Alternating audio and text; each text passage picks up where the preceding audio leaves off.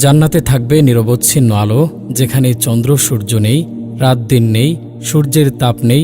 মহান আল্লাহ বলেন, সেখানে তুমি পিপাসার্ত হবে না এবং রৌদ্রক্লিষ্টিও হবে না।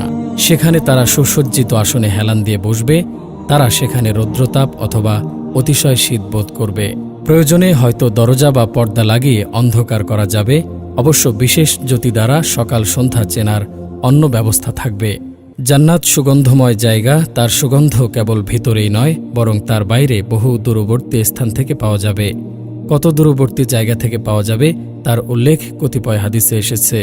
রাসূলুল্লাহ সাল্লাল্লাহু আলাইহি ওয়াসাল্লাম বলেছেন, 2 প্রকার জাহান্নামী আমি এখন পর্যন্ত প্রত্যক্ষ করিনি, অর্থাৎ পরে তাদের আবির্ভাব ঘটবে। এক সম্প্রদায় যাদের কাছে গরুর লেজের মতো চাবুক থাকবে, যা দিয়ে তারা জনগণকে প্রহার করবে।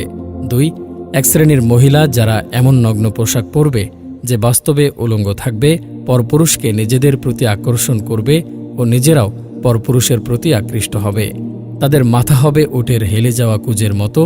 এ ধরনের মহিলারা জান্নাতে প্রবেশ করবে না এবং তার সুগন্ধও পাবে না। অথচ জান্নাতের সুগন্ধ এত এত দূরত্বের পথ থেকে পাওয়া যাবে। আল্লাহর রাসূল সাল্লাল্লাহু আলাইহি ওয়াসাল্লাম বলেন, যে ব্যক্তি পরের বাপকে নিজের বাপ বলে দাবি করে, সে ব্যক্তি জান্নাতের সুগন্ধিও পাবে না, অথচ তার সুগন্ধি 500 বছরের দূরবর্তী স্থান থেকেও পাওয়া যাবে। আহমদের এক বর্ণনায় আছে 70 বছরের দূরবর্তী স্থান থেকেও পাওয়া যাবে। আল্লাহর রাসূল সাল্লাল্লাহু আলাইহি ওয়াসাল্লাম বলেন, যে ব্যক্তি কোনো সন্ধি অথবা চুক্তিবদ্ধ জিম্মি মানুষকে হত্যা করবে, সে ব্যক্তি জান্নাতের সুবাসও পাবে না, অথচ তার সুবাস 40 বছরে অতিক্রম দূরবর্তী স্থান থেকেও পাওয়া যাবে। এক বর্ণনায় 70 ও 100 বছরে অতিক্রম দূরবর্তী স্থানের কথা আছে। জান্নাতে থাকবে নানান ধরনের খুশবু, কস্তুরী, জাফরান, কপুর ইত্যাদি। খুশবুর কথা মহান আল্লাহ বলেন, সুতরাং যদি সে নৈকট্যপ্রাপ্তদের একজন হয়, তাহলে তার জন্য রয়েছে আরাম, খুশবু ও সুখময় বেহেশত। মহানবী সাল্লাল্লাহু আলাইহি ওয়াসাল্লাম বলেন, জান্নাতের সর্বশ্রেষ্ঠ খুশবু হল মেহেন্দি ফুল। জান্নাতীরা জান্নাতে বড় বড় অট্টালিকায় বসবাস করবে। তা হবে একাধিক কক্ষ বিশিষ্ট ও বহুতল। তা হবে সুখের বাসা ও সৌন্দর্যময়। মহান আল্লাহ বলেন, আল্লাহ বিশ্বাসী পুরুষ ও বিশ্বাসী নারীদেরকে এমন উদ্যানসমূহের প্রতিশ্রুতি দিয়ে রেখেছেন, যেগুলোর নিম্নদেশে বইতে থাকবে নদীমালা, সেখানে তারা অনন্তকাল থাকবে। আরও প্রতিশ্রুতি দিয়েছেন চিরস্থায়ী উদ্যানসমূহে জান্নাতের আদনে পবিত্র বাসস্থানসমূহের। আর আল্লাহর সন্তুষ্টি হচ্ছে সর্বাপেক্ষা বড় নিয়ামত। এটাই হচ্ছে অতি বড় সফলতা। তোমাদের ধন সম্পদ ও সন্তান সন্ততি আমার নৈকট্য লাভের সহায়ক হবে না, তবে নৈকট্য লাভ করবে তারাই যারা বিশ্বাস করে ও সৎকাজ করে, এবং তারা তাদের কাজের জন্য পাবে বহুগুণ পুরস্কার। আর তারা কক্ষসমূহে নিরাপদে বসবাস করবে। তাদেরকে ধৈর্যাবলম্বনের প্রতিদানস্বরূপ বেহেশতের কক্ষ দেয়া হবে এবং তাদেরকে সেখানে অভিবাদন ও সালাম সহকারে অভ্যর্থনা জানানো হবে। তবে যারা তাদের প্রতিপালককে ভয় করে, তাদের জন্য বহুতল বিশিষ্ট নির্মিত প্রাসাদ রয়েছে, যার নিম্নদেশে নদীমালা প্রবাহিত। এটি আল্লাহর প্রতিশ্রুতি। আল্লাহ প্রতিশ্রুতি ভঙ্গ করেন না। জান্নাতে এমন কক্ষ থাকবে যা স্বচ্ছ স্ফটিক নির্মিত। মহানবী সাল্লাল্লাহু আলাইহি ওয়াসাল্লাম বলেন, জান্নাতের মধ্যে এমন কক্ষ আছে যার বাহিরের অংশ ভিতর থেকে এবং ভিতরের অংশ বাহির থেকে দেখা যাবে। তা শুনে আবু মালেক আশআরী রাদিয়াল্লাহু আনহু বললেন, সে কক্ষ কার জন্য হবে, হে আল্লাহর রাসূল? তিনি বললেন, যে ব্যক্তি উত্তম কথা বলে, অন্নদান করে ও লোকেরা যখন ঘুমিয়ে থাকে তখন নামাজে রত হয়, তার জন্য।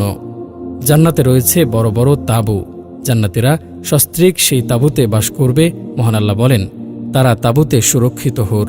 মহানবী সাল্লাল্লাহু আলাইহি ওয়াসাল্লাম বলেছেন, নিশ্চয় জান্নাতে মুমিনদের জন্য একটি শূন্যগর্ভ মতির তাঁবু থাকবে, যার দৈর্ঘ্য হবে 60 মাইল। এর মধ্যে মুমিনদের জন্য একাধিক স্ত্রী থাকবে, যাদের সকলের সাথে মুমিন সহবাস করবে, কিন্তু তাদের কেউ কাউকে দেখতে পাবে না। এই তাঁবু হবে একটি মতির। সে মতি কত বিশাল যে তার ভিতরের জায়গা হবে 60 মাইল। জান্নাতে বিশেষ কিছু লোকের জন্য বিশেষ ধরনের অট্টালিকা থাকবে, যেমন মা খাদিজা রাদিয়াল্লাহু তাআলা আনহার জন্য থাকবে বংশনির্মিত প্রাসাদ। অবশ্য সে বংশ বা বাস হবে মণিমুক্তার। আল্লাহর রাসূল সাল্লাল্লাহু আলাইহি ওয়াসাল্লাম জিবরিলের পক্ষ থেকে খাদিজা রাদিয়াল্লাহু তাআলা আনহাকে জান্নাতে তার জন্য মুক্তার বাস বা ফাফা মুক্তা নির্মিত একটি অট্টালিকার সুসংবাদ দান করেছেন। যেখানে কোনো হট্টগোল ও ক্লান্তি থাকবে না। জান্নাতে ওমর রাদিয়াল্লাহু আনহু এর প্রাসাদ মহানবী সাল্লাল্লাহু আলাইহি ওয়াসাল্লাম দর্শন করেছেন। জান্নাতে অতিরিক্ত ঘর নির্মাণ করার জন্য কিছু অতিরিক্ত কাজ করতে হয়। যেমন রাসূলুল্লাহ সাল্লাল্লাহু আলাইহি ওয়াসাল্লাম বলেন, যে কোনো মুসলিম ব্যক্তি আল্লাহর সন্তুষ্টি অর্জনের জন্য প্রত্যহ ফরজ নামাজ ছাড়া 12 রাকাত সুন্নাত নামাজ পড়ে, আল্লাহ তার জন্য জান্নাতের মধ্যে একটি গৃহ নির্মাণ করেন, অথবা তার জন্য জান্নাতে একটি গৃহ নির্মাণ করা হয়। আল্লাহর রাসূল সাল্লাল্লাহু আলাইহি ওয়াসাল্লাম বলেছেন, যে ব্যক্তি কাতারের মাঝে কোনো ফাঁক বন্ধ করে, আল্লাহ তার বিনিময়ে তাকে একটি মর্যাদায় উন্নীত করেন এবং তার জন্য জান্নাতে এক গৃহ নির্মাণ করেন। নবী সাল্লাল্লাহু আলাইহি ওয়াসাল্লাম বলেন, যে ব্যক্তি কুল হুয়াল্লাহু আহাদ শেষ পর্যন্ত 10 বার পাঠ করবে, আল্লাহ সেই ব্যক্তির জন্য জান্নাতে একটি মহল নির্মাণ করবেন।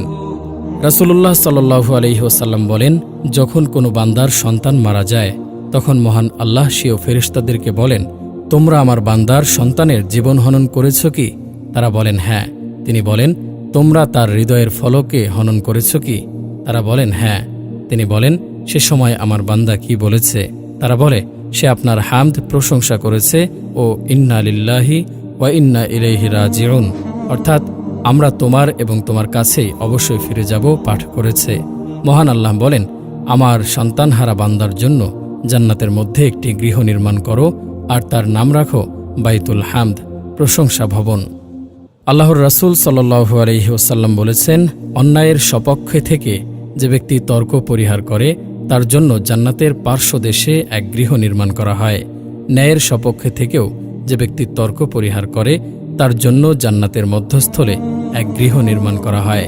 আর যে ব্যক্তি তার চরিত্রকে সুন্দর করে, তার জন্য জান্নাতের উপরিভাগে এক গৃহ নির্মাণ করা হয়। নবী সাল্লাল্লাহু আলাইহি ওয়াসাল্লাম বলেন, যে ব্যক্তি আল্লাহর সন্তুষ্টি লাভের উদ্দেশ্যে একটি মসজিদ নির্মাণ করে দেয়, আল্লাহ তার জন্য বেহেশতে একটি ঘর বানিয়ে দেন। জান্নাতে থাকবে নিরবচ্ছিন্ন আলো, যেখানে চন্দ্র সূর্য নেই, রাত দিন নেই, সূর্যের তাপ নেই। মহান আল্লাহ বলেন, সেখানে তুমি পিপাসার্ত হবে না এবং রৌদ্রক্লিষ্টিও হবে না। সেখানে তারা সুসজ্জিত আসনে হেলান দিয়ে বসবে। তারা সেখানে রৌদ্রতাপ অথবা অতিশয় শীত বোধ করবে। প্রয়োজনে হয়তো দরজা বা পর্দা লাগিয়ে অন্ধকার করা যাবে।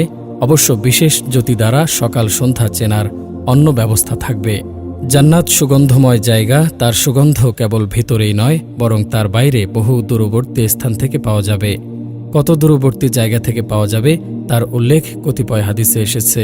প্রিয় দর্শক, আমাদের ভিডিওগুলি কেমন লাগে তা অবশ্যই কমেন্ট করে জানাবেন। নিয়মিত ইসলামিক ভিডিও পেতে পরিণতি চ্যানেলের সঙ্গে থাকুন। সবাই ভালো থাকবেন, সুস্থ থাকবেন। আসসালামু আলাইকুম।